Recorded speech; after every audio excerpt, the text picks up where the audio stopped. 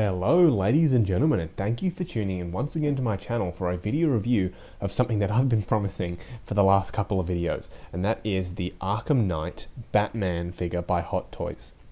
Now, when I first saw this figure I thought, yep, insta-buy, need to have this guy, he's awesome, but then the reviews started coming out and they started mentioning lack of articulation, they started mentioning suit creasing, they started mentioning all these issues. But that didn't deter me not one bit. This guy's an absolutely awesome piece. I didn't even hesitate when I saw this guy pop up on the Hong Kong listings, as I always do. I absolutely was just like, no, have to have it. So I ordered this guy pretty much straight away. And you can see that the artwork on the packaging is actually pretty interesting. It's not really anything that we've seen before, and it does carry over to the back. So it's very sort of stylized, pretty cool looking actually artwork. Maybe it's concept art from the game or something like that, but you can see the suit, and it actually looks pretty awesome. Now, enough about the packaging. What I'm going to do is I'm going to get the figure out here, and we'll have a look at all of his accessories. Taking a look at Batman's accessories, I don't mean to chuckle, but there are actually just so many, and I didn't realize how many there were, sort of the sheer number of them, until I put them all sort of on the table here, and there are actually so many accessories. It's actually a little bit ridiculous. But anyway, we'll go through each and every single one of them. So we'll start off with this one. It's sort of his standard grapnel line launcher sort of thing. And the cool part about these is some of them have interchangeable bits. So you can pop that off, you can grab this, pop that on, and then it's a completely different attachment. Pretty awesome. Now what I'm going to do is, as I talk about each accessory, I'm going to take them off screen, just so there's not as much sort of clutter going on there. Now this thing here is also pretty awesome. One thing that I wish that some of these had was a little bit more detail. If that had a little screen on there, that would be awesome. But I'm pretty sure this is that microphone gadget which you could use in the game, that you could sort of record people's voices and then direct people. So as if you were the Arkham Knight telling the troops to go here and there and whatever. I think that's what this piece is, but I'll get you a bit of a closer look on that. It's an awesome looking little piece. So add that to the pile. I'll talk about this thing here. I think this is a little cryo or freeze grenade sort of thing. That's pretty awesome as well. He did use, well, I should say, you used that a lot in the game. That's pretty awesome. I'm just trying to blast through these accessories as quickly as possible because there's so many of them. This thing here, I'm not sure about the paint job on this. It's a little bit blue and garish, isn't it? But that's all right. I mean, some of the stuff that you get from these sort of cartoony video games, you should expect them to be like that. But yeah, not too much weathering on this one. Very vibrant. Definitely uses that a lot in the game. Now this plays into another accessory that he comes with, and it's these little string sort of things. I'm not sure if you can see that, but he comes with two of them. I only brought out one, but what you can do is you can pop them in there, and then he's got the sort of lines that have been launched, if you will. So that's what those are for. Now next we've got this really awesome looking rifle sort of thing, and I know in the game it folds up. This one doesn't, so please do not try to do that, otherwise you may very well break it. So be careful with that, but it really looks awesome. It's got a little translucent sight thing there. That's really cool. Now this accessory here does actually play back in with this grappler launcher thing here. You can actually attach this and it becomes that sort of shock launcher device that he has had throughout the various games. So that's pretty nifty. And he also has the explosive gel cartridge thing here that he sort of does that and draws his little bat symbol, and that's his explosive gel. Also not much weathering on this either. So the paintwork on this sort of does mimic like a video game sort of aesthetic. Not much weathering, but still pretty awesome in terms of sculpt. Now this is his wrist communicator thing, which you see him use literally all of the time in the game. Some of those bits can get a little bit annoying because they are so often, but still, that's Oracle on there, pretty awesome. Now the last sort of weapon-ish accessories are two batarangs, and I have him posed with these two batarangs most of the time. They're pretty similar to the Arkham City Batman's accessories in terms of the batarangs. They're just standard sort of silver bits on the end there, not much weathering on these either. So pretty awesome, but again, carries on with the theme. That one's exactly the same. They don't fold up or anything. Carries on with the theme of the weathering. He comes with the alternate mouth plates like we've been seeing with the Batfleck sort of figures. And yeah, it looks pretty awesome. As usual with Hot Toys, I'll pop, or I'll zoom in closer on the head when we get the figure out. And he comes with a plethora of hands. He comes with so many hands, two obviously on him, and then another few here as well. some splayed out hands, which is really good for sort of cape gliding sort of poses, open fist, closed fist, sort of that sort of a gripping hand. You can shove the batarangs in between his fingers there. That looked pretty awesome. So we'll get all his fists out of the way.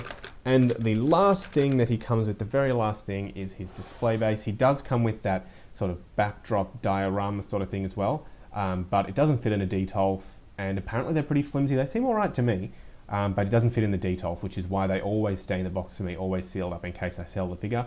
But it looks all right. I just can't really make any use of it. But anyway, we'll get a look at the stand here. So just a standard sort of Hot Toys rectangular stand. And you can see the artwork on there. There's Batman and there's the wheel of the Batmobile. So that's pretty awesome. Now I won't hold any sort of hope out for them making a 1/6 scale version of that Batmobile.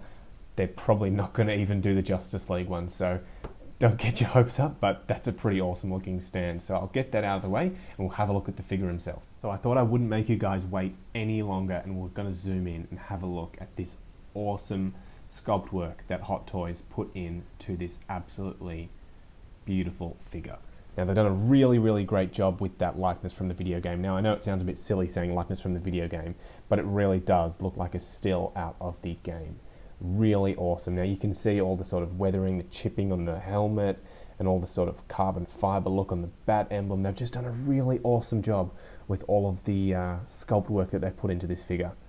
Can't be understated, not one bit. They've really done an epic. I really love this. I just didn't mean to change the subject there, but I really love the sort of weathering they've done on these carbon fiber bits with the bits that have been chipped away. Oh, it just looks really awesome. Looks like a lived-in, used sort of piece. And that's what really Hot Toys does well, is that sort of level of detail. Haven't skimped at all on this guy. Now I'll zoom in on the armor and we'll have a look at that too. You can see they haven't left any details out in the armor either. I mean, all of this weathering down here, all of the chipping and the carbon fiber still carries through, even the weathering on the utility belt. Now I know a lot of people have said this looks a bit toyish, and yeah, it kind of does. I mean, it's got that sort of really vibrant gold sort of look, but it looked like that in the game, so I can't really penalize them too much. The only bit that I really do think looks a bit too toyish is maybe these gauntlets being such a vibrant blue like some of his accessories. I wish they weren't so glossy, maybe less vibrant, but maybe that's how they looked in the game, and they still look pretty awesome just posed up there. But really, really great level of detail that Hot Toys have put into this figure. Absolutely awesome. Now we'll zoom back out and we'll get a look at the articulation before I give you a comparison with the Batfleck figure. So I thought I'd turn him around and give you a bit of an idea of what the cape sort of looks like, the material on the cape. So it's got this, I noticed this in the game as well, it's got this multi-sectional sort of look. And you can see that there's a leathery sort of texture throughout, but it's more like a patent leather down the bottom and more grain on the top, and then back to patent at the top again. So he's got a wire down the sort of middle of the cape, and then he's got a wire not on the outside, but on the second sort of pleat. So you can get a few good poses with it, but it's a pretty awesome looking cape. I mean, they could have done better, but there's no real way of detaching it from up here, so you're going to be sort of stuck with this cape. But to be honest, it's not that bad of a situation to be stuck with. Now I'll give you a bit of a rundown of the articulation. We'll focus on the top half first, and I'll zoom down to the bottom half, just because he's sort of restricted down in the leg edge area, so I won't focus too much on there, but we'll focus on the top half first. Now his head, sort of standard Hot Toys ball joint. I mean, it gets to about there and it stops, so I guess you could say a bit worse than standard. His arms go out about this far, and he bends at the knee. It's just a single bend, and it's sort of very stiff. Now you have to be really careful of this silver material, because that's the stuff that people are worrying about creasing. His upper torso is kind of completely one solid piece, not much rotation at all, not much bend either. I'm putting a considerable amount of pressure on that. He's not really going anywhere. We'll zoom down a bit and look at the legs as well. Alright, so with the legs as well, they go about this far forward, so even if Hot Toys did make a Batmobile, he probably wouldn't be able to sit in it. So you can already see that that's pretty limited. At the knee as well, it goes to about that far. Probably could go a little bit further, but I don't want to force it just because I'm worried about this knee pad popping up. And you can see, as soon as I bring it back up, it sort of leaves a little bit of creasage there. And then standard sort of ankle rock and pivot. Now I don't want to go too crazy with the articulation segment on this side, just because he is sort of a little bit fragile. but he can pull off just some basic sort of poses, and I think that's what he's good for. Bringing these two into shot, don't they just look completely different? And I think that's what I really, really love about the Arkham Knight Batman. He's got that future sort of tech-looking suit that really breaks the mold in terms of Batman figures. I mean, we've got the Dark Knight figures, but they don't have this level of sort of color and depth in terms of the details. They just that straight black sort of armor look. And obviously the Batfleck is super simplified. So I reckon that this guy really looks sort of low tech compared to this guy, I guess you could say. But I mean, Batfleck's awesome in his own right. Don't get me wrong. I really love that figure, and I really love Ben Affleck in the movies. But this guy just really outshines him. I mean, I've got him on his own shelf in the Detolf. That goes to show how awesome he is. He just commands that shelf. He looks really, really epic. And height-wise, you can see his ears extend way above this guy here with his short little ears. But he looks really, really awesome. Doesn't take away the fact that he's a great figure, but he looks really, really awesome. Now, just wrapping up on this guy, I know I've gushed pretty much the entire time on how awesome this guy looks, but there are some negatives which I should probably point out just to make sure I'm doing a more thorough job. Now, the creasage on these silver bits, here on the arm, I've had him in this pose for quite a while, and he's got creases up here and there. Look, I'm going to be honest with you. If this were a perfectly functioning normal suit that a person would wear, there would be creases. I mean, let's be real. Fabric gets creased, and I had the same thing with the Wonder Woman as well. People were saying, oh, but the skin's getting creased. If you look down at your own elbows and you bend them, there are creases there. No one has perfectly smooth, flawless skins, especially not in the joints. Same thing with the outfits. They're never going to be perfectly smooth and flawless. So that pretty much just presents itself like normal wear and tear on any piece of clothing or superhero sort of outfit. So that I'm perfectly fine with that. What I'm not sort of perfectly fine with is the limitations of the joints themselves. So you can't bring his arms perfectly all the way down, and the head is super limited. You can't get him looking down, or sort of, you know, when he's crouching on gargoyles, looking down over the city, he can't get that sort of pose, and that's what really bums me out. But overall, in terms of the simple amount of stuff that he comes with so much stuff, and that's really awesome, but his articulation really lets him down. If you just want to have him in that museum sort of pose, standing up like I've got him here with his cape billowing out, that's perfectly fine. He looks really great. But just bear in mind, just keep in the back of your mind that he can't really do much more than that.